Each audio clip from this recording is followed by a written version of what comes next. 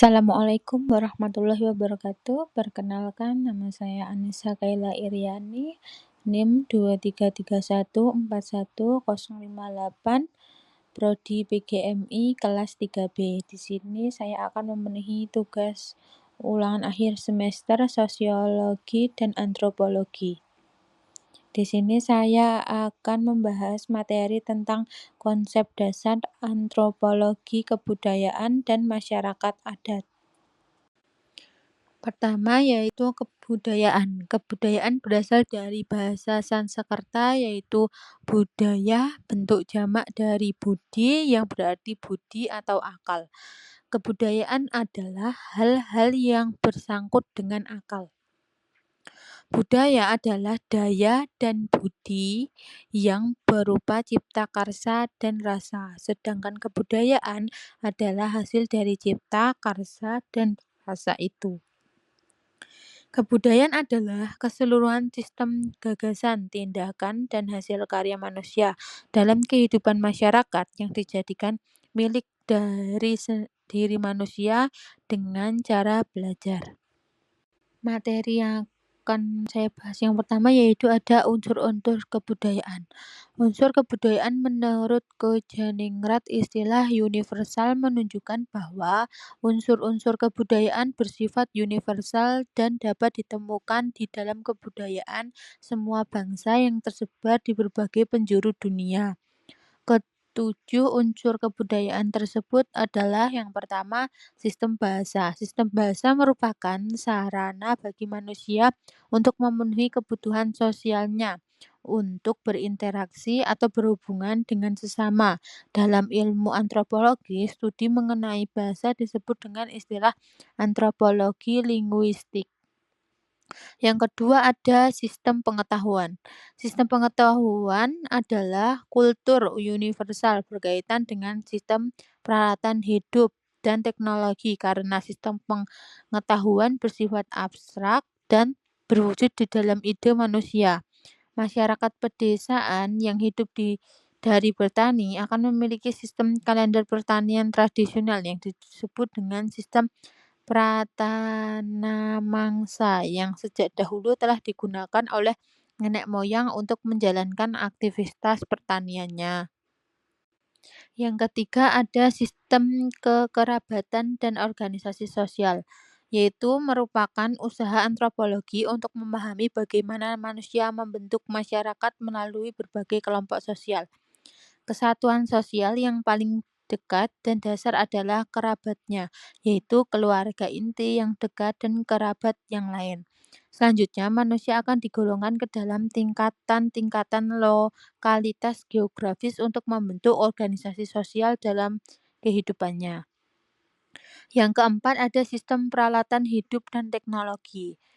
Perhatian awal para antropologi dalam memahami kebudayaan manusia berdasarkan unsur teknologi yang dipakai suatu masyarakat berupa benda-benda yang dijadikan sebagai peralatan hidup dengan bentuk dan teknologi yang masih sederhana. Dengan demikian, bahasa tentang unsur kebudayaan yang termasuk dalam peralatan hidup dan teknologi merupakan bahasan kebudayaan fisik. Yang kelima ada sistem ekonomi mata pencaharian hidup. Pada saat ini, pekerjaan sebagai karyawan kantor menjadi sumber penghasilan utama dalam mencari nafkah.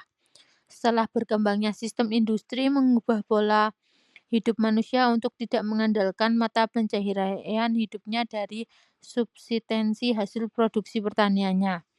Di dalam masyarakat, industri seorang mengandalkan pendidikan dan keterampilan dalam mencari pekerjaan.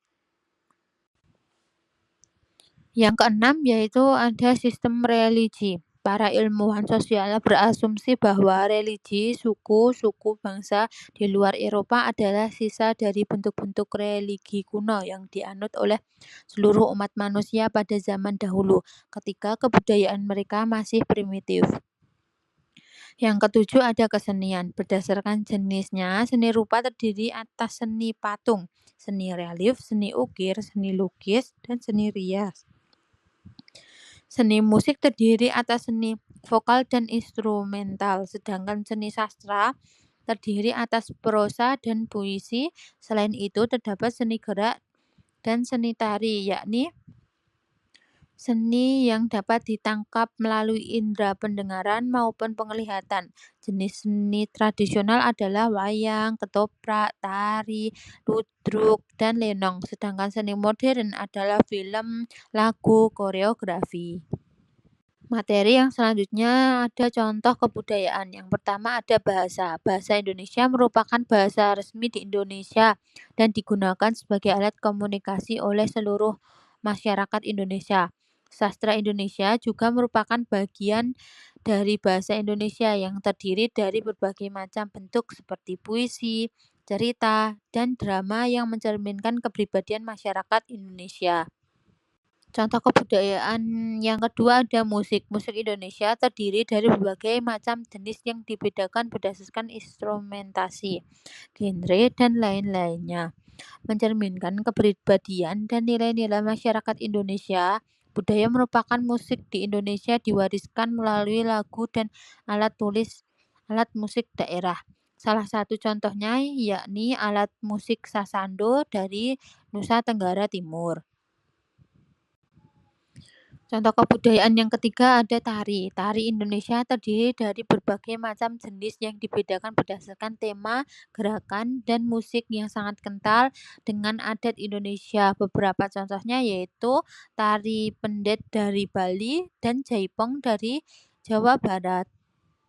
Contoh kebudayaan keempat ada adat istiadat. Adat istiadat Indonesia terdiri dari berbagai macam tata cara yang harus diikuti dalam kehidupan sehari-hari di Indonesia.